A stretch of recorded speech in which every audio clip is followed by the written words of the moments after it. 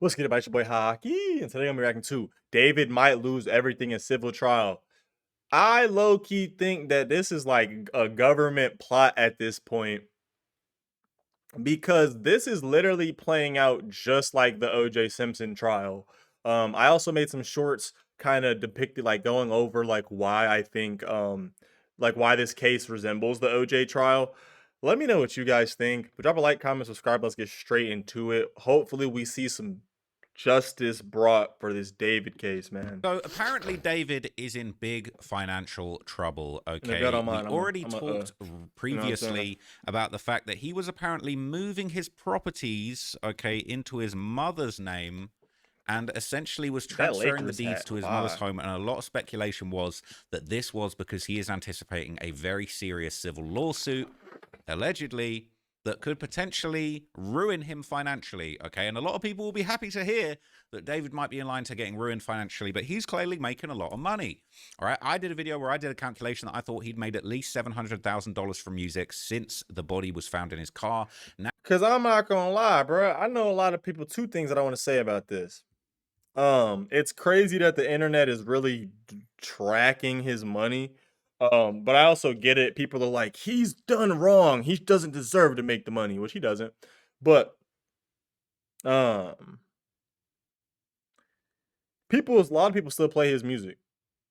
A lot of people play his music. But I also want to say, can Celeste's parents really sue?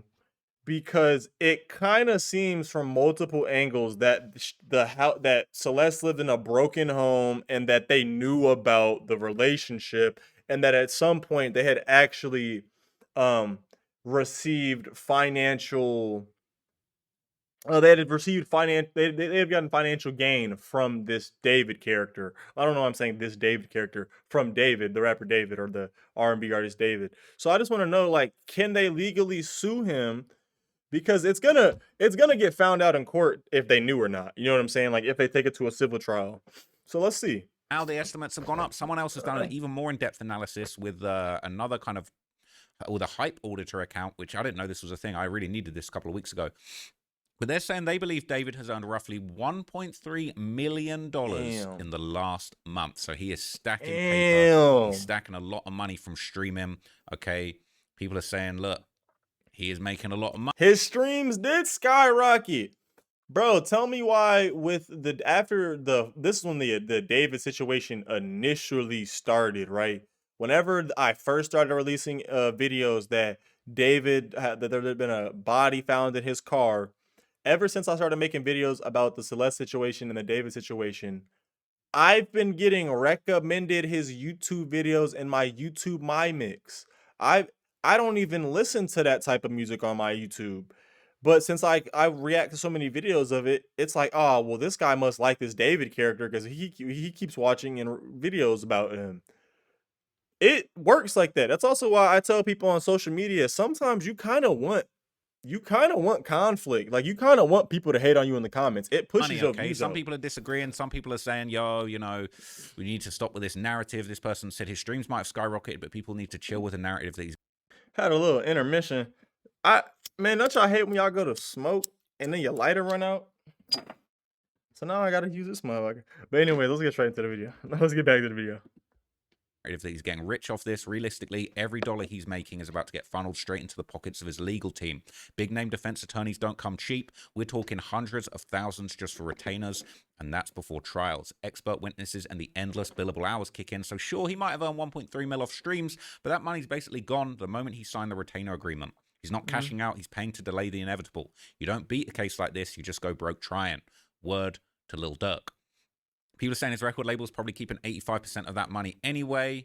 They're talking about his $3 million advance that he got, so he'll be paying that back still. A lot of people are pointing out predominantly the mass amount of debt he's accrued from cancelling a tour will have to be paid out to venues and vendors as well as merch cancellations. A cancelled deluxe physical print of his last release, fees from his label, and likely there's a clause to cover their asses in this situation, which will leave him with little but to cover legal. That's why handing over his assets to his mother, he has no control over what he's received as residuals.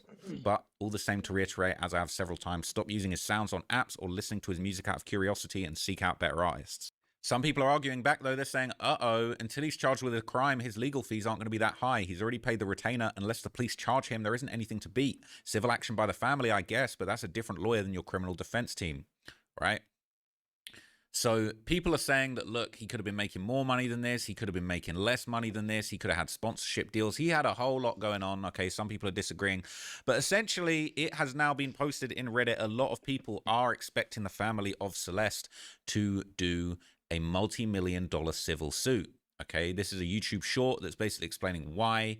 When a minor goes missing and an adult who is not her parent is closely involved, the question is always the same. Was there foul play? Why is she dead? How is she dead? In the case of David, the R&B star who had the decomposing body of Celeste Rivas Hernandez in his $100,000 Tesla Frunk parked near his house, could there be a civil case here? And my answer to that is absolutely. There's videos, social media posts, and even a podcast appearance. She even had a matching SHH tattoo with David on their finger, which strongly suggests a private... Hold on, podcast?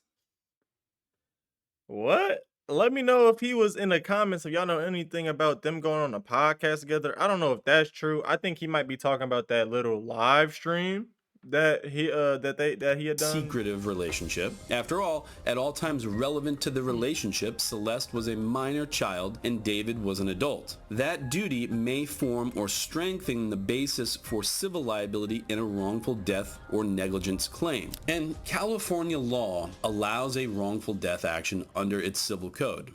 So apparently under the civil code, okay, they can file a civil lawsuit, okay? And people are saying it's highly likely, and it's probably one of the reasons why he's transferred his properties into a trust to protect his assets from a potential civil case against him. They're saying, yep, under Texas law, your homestead is protected from most creditors. 2 problems for David. You can only claim one piece of property as your homestead, and you actually have to live there. He's got more than one home, and he lives in Los Angeles. People are saying, good point, but if you transfer the property under Texas or California law to avoid judgment, it's a fraudulent transfer. His asset protection would have to be set up pre-event, not post, to be most effective. Highly likely that a Rivas Hernandez suit could cut through post-death transfers. Sounds simple, right? Not so. Not a simple case, particularly if you can't prove that David killed her. They may not be able to prove that. However, there is another angle under CA law that is very interesting and relevant to this entire thread.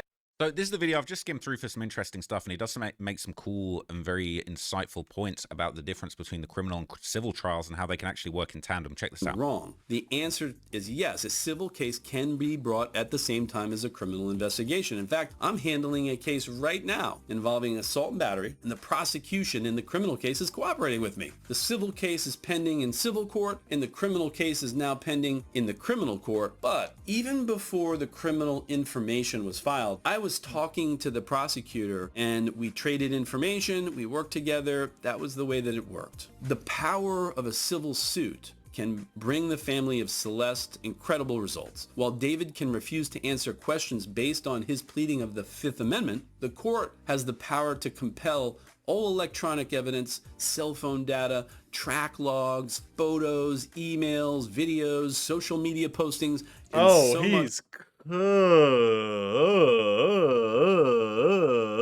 Like, oh man, because guess what we got? We got all of that. The police took your MacBook, so they got all of that. We got photos of y'all together. There probably is messages that we don't know about, obviously, because we don't have his phone logs. And they got multiple social media posts. So that man, hey. I don't think it's right because I think that if what we have heard about the family is true, then I don't think it's right. But at the same time, shit, if you got something that's coming to you, bro, you got something that's coming to you. You feel me? Like more. Already, without give me getting my into money. David's private phone, emails, or photos, we have a lot of information, and many of you are probably scratching your head saying, why wasn't this guy arrested yet? Well, that's for the criminal attorneys to discuss, but you can imagine if you bring the power of the court into play on a civil side, a good attorney conducting discovery could really find answers to who, what, when, how, where, and why. And all of these questions that we asked above may likely have answers, and a good attorney conducting discovery could get these answers readily through the power of subpoena. And California law allows a wrongful death action under its civil code. Under California law, specifically California Code of Civil Procedure, section 377.60, a wrongful death claim may be filed by individuals who are closely related to the deceased and suffered due to death. The statute outlines the following potential survivors: the surviving spouse or domestic partner, which is of course not applicable here; children, putative spouse, or that's someone believed or in good faith they were legally married to the decedent; stepchildren, parents or legal guardians if the decedent was a minor and the parents are deceased; or siblings. If no other heirs are available, the siblings can recover under this law. It's a pretty broad law. California actually has a good wrongful death law that's very encompassing. In the case of Celeste Rivas Hernandez, it is reported that she had both a mother and a father. I don't know the facts on that, but that's what's reported. Therefore, if true, at minimum, they would be the primary individuals eligible to file a wrongful death claim on Celeste's behalf. Of course, any civil case would face defenses. Let's talk about those. David's attorneys could argue that other adults and family members of Celeste were responsible for her whereabouts, i.e. her parents. They could also question the strength of the timeline that we talked about today, or suggest that the photos and videos do not establish care or custody. These defenses could sway a jury, but they do not eliminate the potential for civil liability entirely. Another argument you may see in a case like this is defending on the closeness or the strength of the relationship between Celeste and her parents. Already, there is video out there of an ex-boyfriend of Celeste who says here in this video that Celeste had problems with her parents and, her parents were mean. What problems? He doesn't really say. Certainly doesn't say they were abusive. I mean, my 13-year-old probably thinks I'm strict, but he's not running away. Whatever the case, in a civil case, the defense could probe into this relationship directly. The goal would be to establish that the parents did not care or had little to no emotional connection. That's what I'm saying. Because I automatically know that that's the first thing they're gonna say. Well, it's your kid, so shouldn't you know your kid is at? Why don't you know your kid is at? Like they're gonna have to do probe and figure out all these things and do an analysis and then go off of that. Which I don't know, maybe might make David look a little bit better. Like not better, but it might be better for him. After all, she ran away and was gone for over a year. They'd make those arguments. And I mentioned internet sleuths. If all the internet sleuths can find pictures and posts about Celeste being with David, what did the parents know? Did they know that she was at his home? I mean, this sort of defense could diminish the recovery of the estate if the evidence uncovered or supported lack of care, apathy, or any sort of an abusive relationship. But again, we don't know any of that yet. So I think these are really important and interesting points being raised, because I have no doubt, in my personal opinion, that there is going to be some kind of civil suit against David, regardless of if a criminal trial goes ahead. And it would be interesting if, subpoenas were used for some of this private information, for the phone records, for the messages between them to be revealed. And, it's possible that that stuff might actually come out publicly in a civil suit. But I do think it's interesting that the fact that the state of the home that she came from actually might allow David to actually have a defense in this case. And a lot of people have been pointing their fingers at the family. I don't personally think it's right. But if this is a look, right? This is a real lawyer from a real law firm who is actually breaking it down and saying that could be a defense. David could actually play that to his strengths. Another factor in civil cases is whether a judgment can actually be collected. This comes up a lot in these murder cases. Typically, where there's a murder suspect, that suspect usually does not have assets or money to collect. Unlike many criminal defendants, David is a celebrity with potentially significant assets, music royalties, and perhaps insurance coverage. Who knows? Look at his history. David. Damn, bruh, no way can you insure for a body being found in your trunk. That would be absolutely insane. But he does have significant assets, and we've just seen they're saying he might have made over $1 million in a month after this situation. And look, no doubt the family are going to want to go and get a piece of that. They're already doing a GoFundMe. Okay, well, whether or not you agree with that, this is really bad for David. It has a studio album with a major record label that's Interscope. Moreover, he has songs like Romantic Homicide, Here With Me, Placebo Effect. Now, you got to pay close attention to what he's talking about here. He's not just saying these are all things that have made him a lot of money, but the ownership of the rights to his Romantic Homicide song, that's valuable. Even if he's moving houses around and he's... Yeah, that's valuable because it's an asset. It's still making him and the label money while they sleep, which is why everyone should start some type of social media page, because that's what social media does for you as well. That's why he's able to get so much money per month and his streams are so high, because people listen to music all the time. Every time you play his song, you're giving him money. In a way, like you're giving him clicks, which in turn will give him money. Um, so that's, just to let y'all know, like that's why it's an asset. So the rights to these songs, like if they got the right to like Romantic Homicide or something like that, that'd be big. They'd probably be making money for the next 5 years because it's a big song. That's just how it works. Saying I ain't got no money or whatever. He's got his record deal is worth money. The royalties and the ownership. People always talk about ownership. Does the label own the song? Does the artist own the song? Are they independent? But who knows? They might actually come for some of the rights and royalties over his song. And you never know. I think we ended up seeing in that O.J. Simpson case that the family of Ron Goldman sued, and they actually obtained the rights to his book, If I Did It. And they were making money off of that. And Feel It. These are all very, very popular songs. I've personally not listened to them, but my 13-year-old, he says they're hits. He says that David has a big following. And some have argued that songs like Romantic Homicide is some sort of a foreshadowing of the mental state or plan that David had for Celeste. I read the lyrics. They're definitely pretty dark. But this being a motive seems like a stretch, but who knows? Could it be evidence in a case? Maybe. We'd have to see. Finally, this is a perfect segue from motive. While motive is not an element to proving either negligence or, in my understanding, required to prove murder, it certainly can support a jury's understanding of why a person would do something like commit a murder. And I want to be very clear here. There is no evidence or allegation that I have seen that there's a sexual relationship that occurred with David and Celeste. However, hypothetically, if it were discovered that such a relationship existed, California Penal Code Section 261.5, statutory rape, could apply. I mean, the age of consent